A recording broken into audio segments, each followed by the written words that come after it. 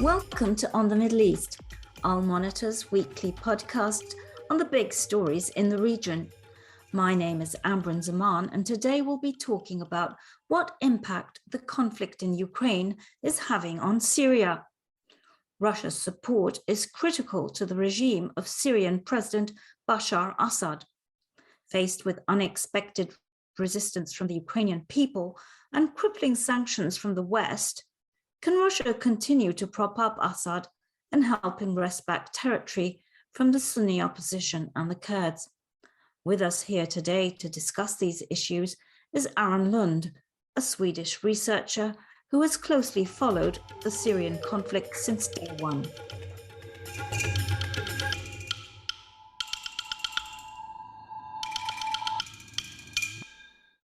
So welcome to our program, Aron. It's really great to have you on today. Thank you. It's good to be here.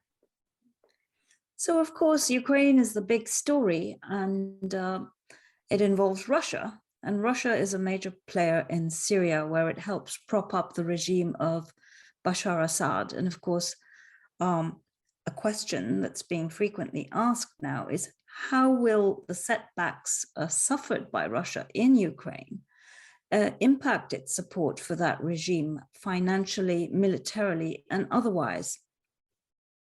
Well, good question. I think we have yet to see, of course, how the Ukraine war turns out and how impactful the sanctions on Russia turn out to be, and how the diplomacy around that conflict develops. But I think, I suspect that this will have a significant impact on Syria, in economically, but also politically, diplomatically, and perhaps also militarily.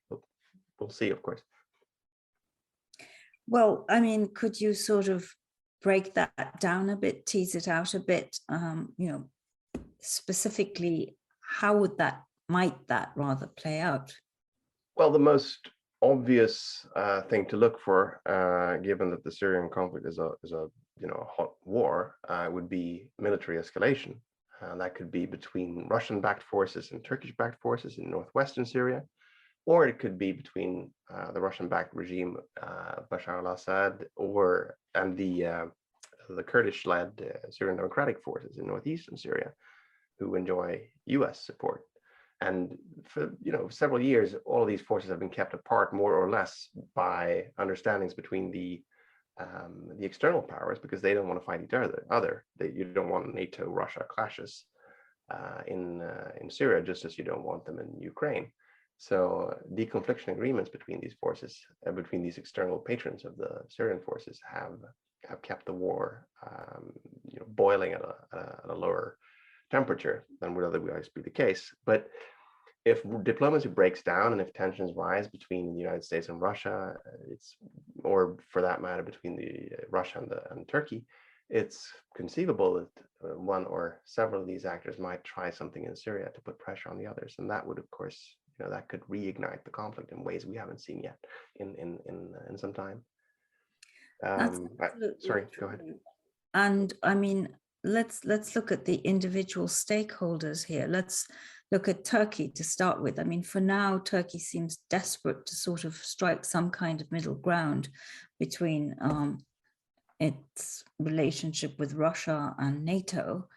But clearly, Turkey is very important to the war effort, to Russia's presence in Syria, if only because Russian planes have to fly over Turkey to get there. Russian ships have to go through the straits to get there.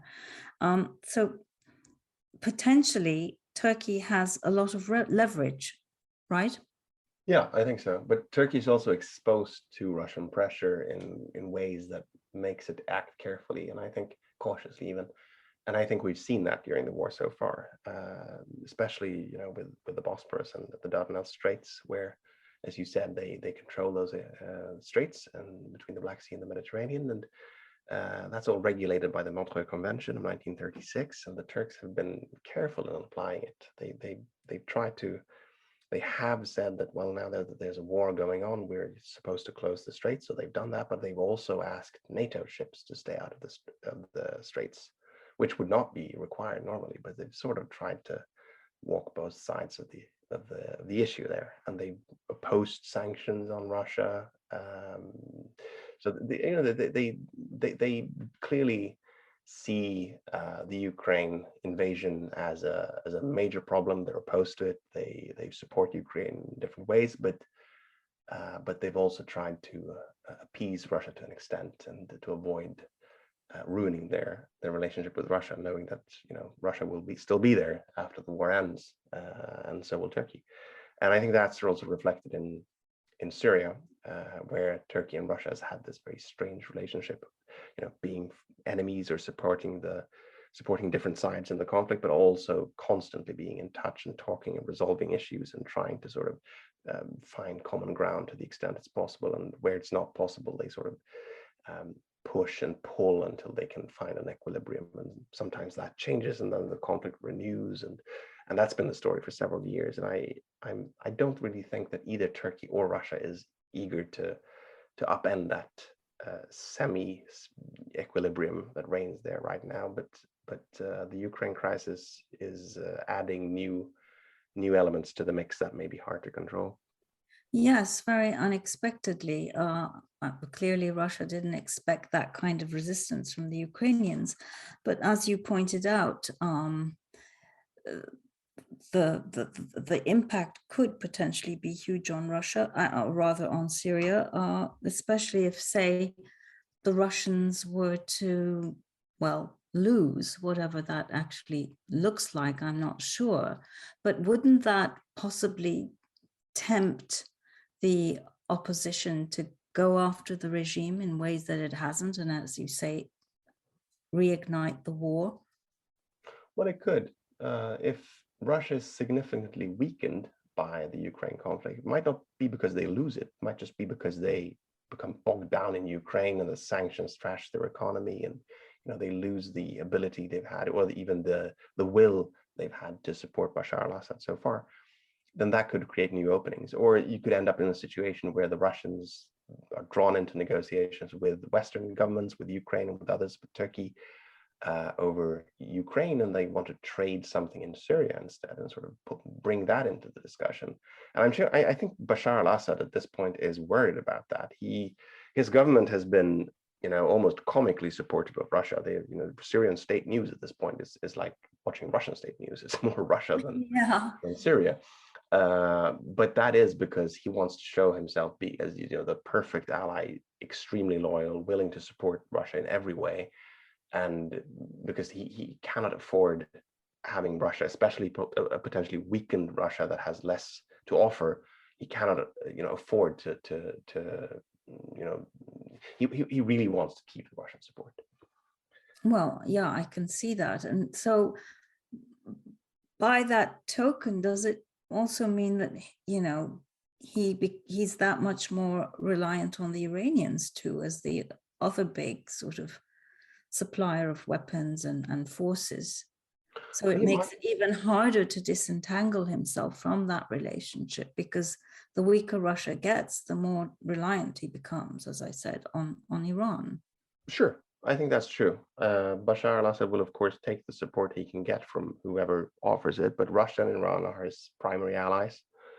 And he will certainly lean harder on the Iranians if he can and if he must. But I think the Russians offer him things that the Iranians cannot. And air support is one thing, but the diplomatic support they provide in the Security Council, for example, the Iranians can't match that.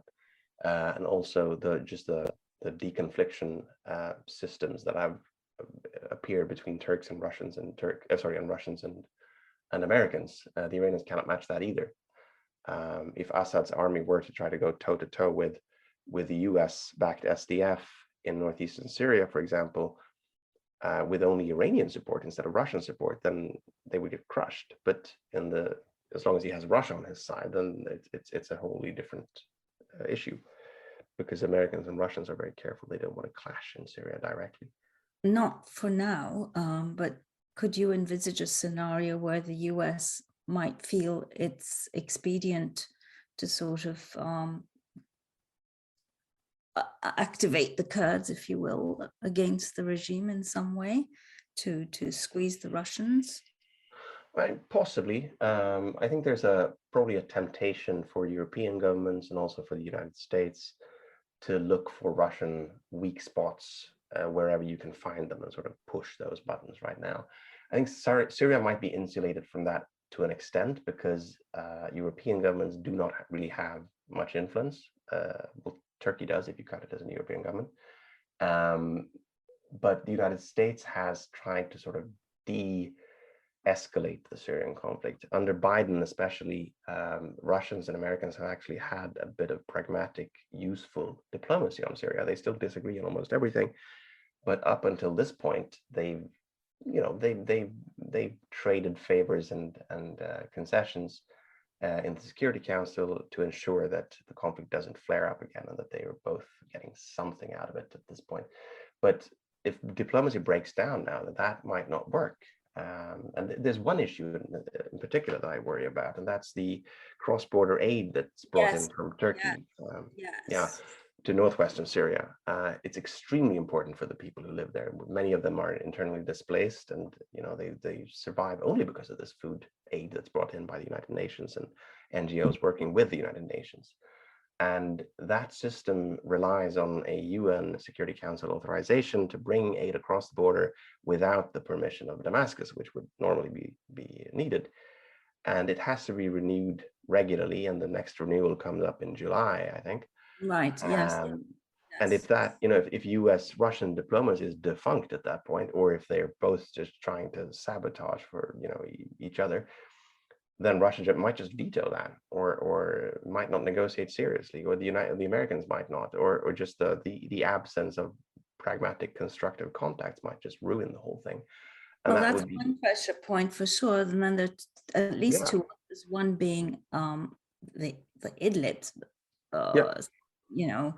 Idlib and the constant threat of unleashing waves of refugees onto Turkey and eventually Europe, right? So that's one card that Russia holds. And then the other is this interesting relationship it has with Israel, right? Where it sort of looks the other way as Israel sort of bombs the daylights out of Iranian sort of assets inside Syria.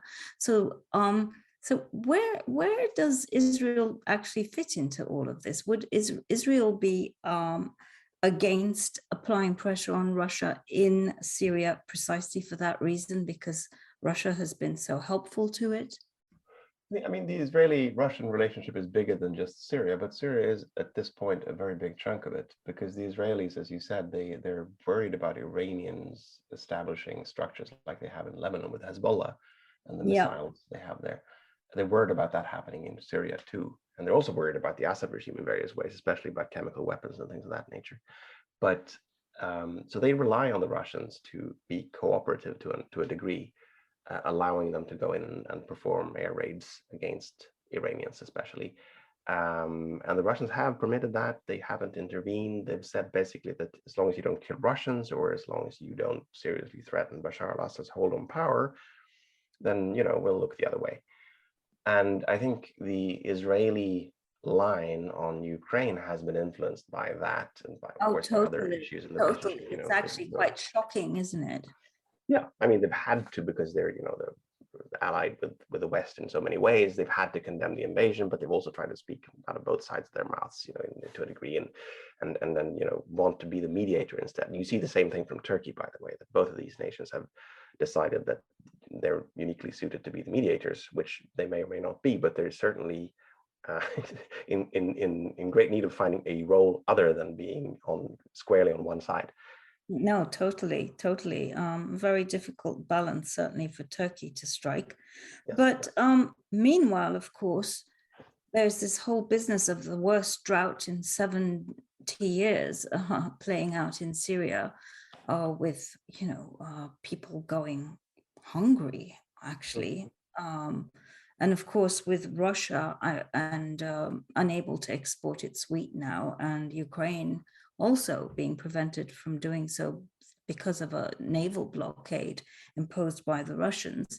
Plus, they won't be able to plant for the next crop, the next season. all of this is also going to make things that much worse. I mean, across the world, but certainly in Syria too. And as some analysts have pointed out, some of these uprisings, the Arab Spring uprisings, were triggered by, the sort of surging prices. And if people can't afford to eat, they rise up. And do you see that sort of also impacting the situation in unforeseen ways in Syria? Yeah, I think that's one of the big things to look for. Not just in Syria, you also see it in Lebanon and across the North Africa and other, East Africa as well, Somalia, other places. But yes, and I mean, the Russian exports will resume at some point. There's no, Turkey won't block civilian trade and exports, and as soon as the Russians, feel that, it will resume. And Syria is mainly dependent on Russian exports. But the issue here is that even if Russia can still export its grain to Syria, the war, the conflict, the sanctions, and all of the things involved there will throw the Russian economy in disarray, and that will it will affect agricultural production as well. Transport costs rise when fuel costs rise, and all of that, and the global rise in prices on these products will presumably be felt in Syria as well. And the thing is, after so many years of war and after the very, very steep economic decline that set in 2019, when Syria was hit by the Lebanese banking crisis and by, ramped up US sanctions and a number of other issues, there's just the margins are just very, very thin for many, many people in Syria, and on all sides, really. And I think that could be one of the big impacts of the Ukraine conflict. If food prices keep rising, if fuel prices keep rising, then that could really throw things into disarray in Syria. And you could have not just a humanitarian crisis as a result, but also a situation where political and military actors grow so desperate that they start trying things that normally they would not have done. And that could, Like what, for example? Well, if they need fuel or whatever the thing they need might be, or they need to distract the population, there might be any reason for them to launch attacks, for example, that they wouldn't have done otherwise, and it just makes the conflict very unpredictable, I think. Well, doesn't that create sort of a fertile breeding ground for ISIS, for example? Is that ought to be a worry, surely? Any resumption of major conflict, I think, would be beneficial to the Islamic State or ISIS. And any worsening of the humanitarian and economic situation too, because they're embedded in exactly the sort of networks that thrive in that situation, the smuggling and they profit from taking percentages of fuel production and fuel sale and transport in certain areas of northeastern Syria or eastern Syria. Yeah, and we saw what they did with that prison. I mean, they're clearly not defeated, as it were. They're still around. I think they're in a weak position now. They just lost their leader. They have a new one now, but they are in a weak position. They're doing poorly in both Iraq and probably also Syria. It's unclear, but there are also signs that maybe they're underplaying their reporting of attacks or their claims of attacks in Syria to just go fly under the radar a little bit. And there are also some signs that maybe they're actually transferring assets from Iraq and just focusing on Syria because they see that as being maybe an area that's easier to organize in because it's split up between rival actors and you have all this sort of simmering conflict and crime and misery to an extent that you don't really have it in Iraq anymore. Also quite a bit of rancor among the civilian population. I mean, you saw the New York Times series on how many civilians were killed in these coalition airstrikes and how that was sort of covered up. And you can just imagine how much hatred, that resentment that must have bred. I mean, it doesn't get reported, but I'm sure it exists. And so that also helps ISIS. But getting back to Bashar and how sort of nervous he's getting, clearly this whole effort to sort of rehabilitate him, that was, well, obviously driven by Russia, but more recently we've seen actors like the UAE and maybe a bit the Saudis and the Egyptians that's all sort of gone to waste, I guess, in the current circumstances. Can they sustain that, given how awful Putin looks? You don't want to be, you know, seen as acting in concert with this man at this point. Well, I don't think the problem is necessarily that he looks awful. I think the problem is if he looks weak, then that will dissuade some of the actors in the region maybe from trying to sort of cozy up to Russia. Because you saw in 2015 when he went into Syria successfully and started turning the war around, the splash that made in the Arab world especially, but all across the region, and Turkey of course as well. I think the impression that spread was that Russia was sort of it was on a winning streak. It was a powerful nation that you needed to have relations with. It wasn't that Putin was very nice. No, that's true. So I think if Russia becomes significantly weakened, that will of course affect, you know, the whole sort of diplomatic campaign he's been well, it's managing the on Bashar's Middle behalf. East, right? And they respect tough guys, and suddenly Vladimir Putin has egg all over his face. I Yeah, mean, exactly. So, but you know, we haven't seen it end yet, so you never know. But I think in as far as concerns the re-legitimization effort or the normalization campaign, we did see now, as you said, the United Arab Emirates inviting Bashar for a visit of state very publicly right now during the war, even though it's not going very well for Russia. So I think there is an Arab dimension, there's a national dimension for these actors that doesn't really have to do with Russia. They've sort of linked up with Russia in doing these things, but it's really about how they themselves view that conflict and view the region and their own national interests. well, they also want to, I guess, counterbalance the Iranians on the one hand, but equally, however much we see this sort of rapprochement between the UAE and Turkey, I think people are concerned about an irredentist Turkey, right? In the Arab world. I actually think that was one of the major drivers that got these nations, specifically Egypt, United Arab Emirates, and some others, Saudi Arabia, even though they're not on board the normalization train yet, the Saudis. The Turkish dominance over the opposition and the Turkey's role generally in the conflict was certainly something that got them to look at Bashar more kindly.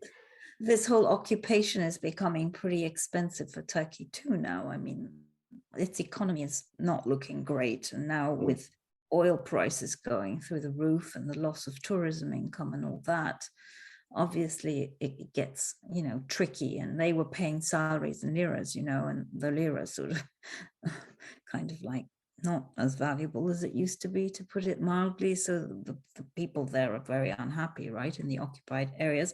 And so we see all these people volunteering to be mercenaries. So Aron, what do you know about Russians or Wagner or whoever taking Syrians to fight in Ukraine?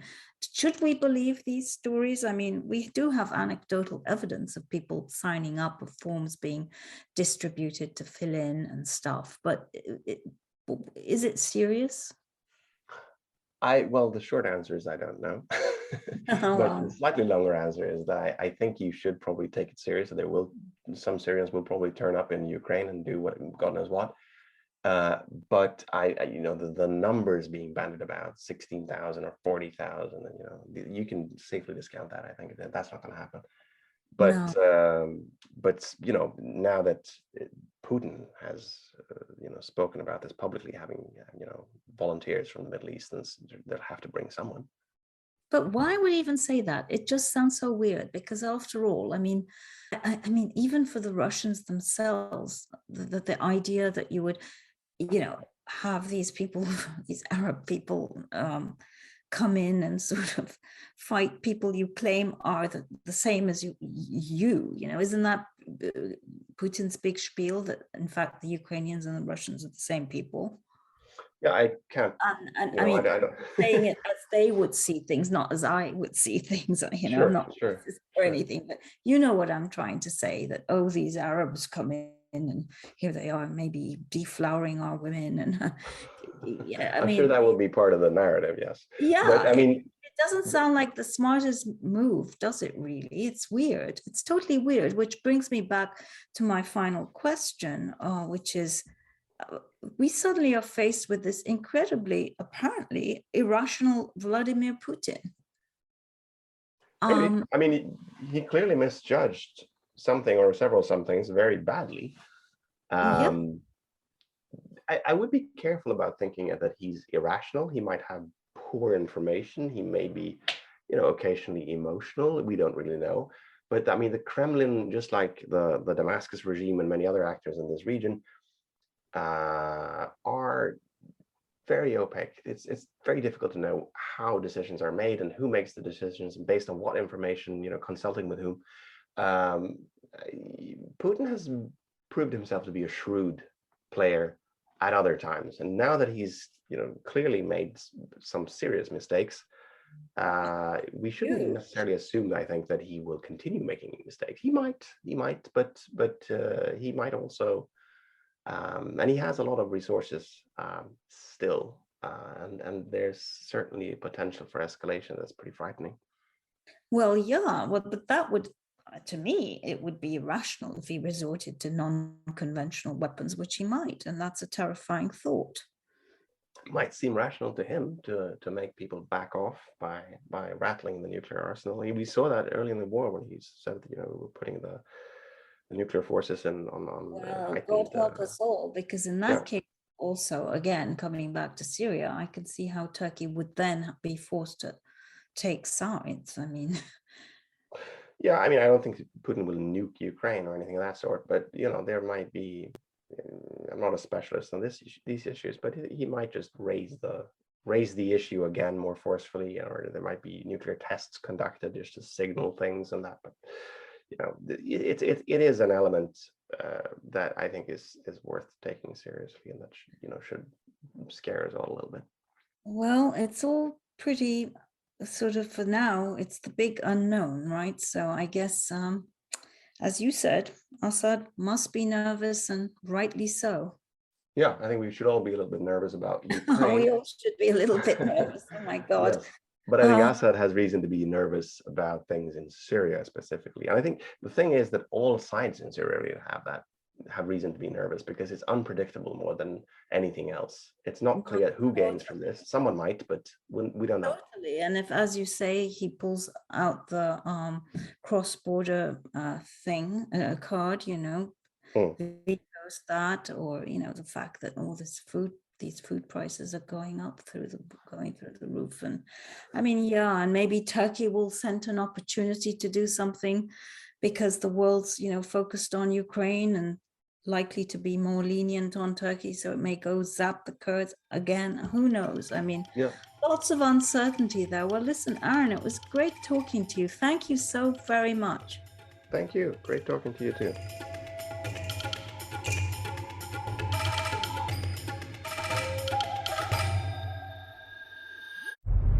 Hi, I'm Elizabeth Hagedorn, and I'm the State Department correspondent at Al-Monitor. And I'm Joe Snell. I'm Al-Monitor's video editor. Let's admit it, this past year has been difficult to stay on top of the news and sift through what's accurate and what's misleading. Let Al-Monitor help you. If you care about the Middle East and North Africa, you should consider listening to Al-Monitor's audio series On the Middle East with Andrew Parasiliti and Aron Lund, and On Israel with Ben Caspi.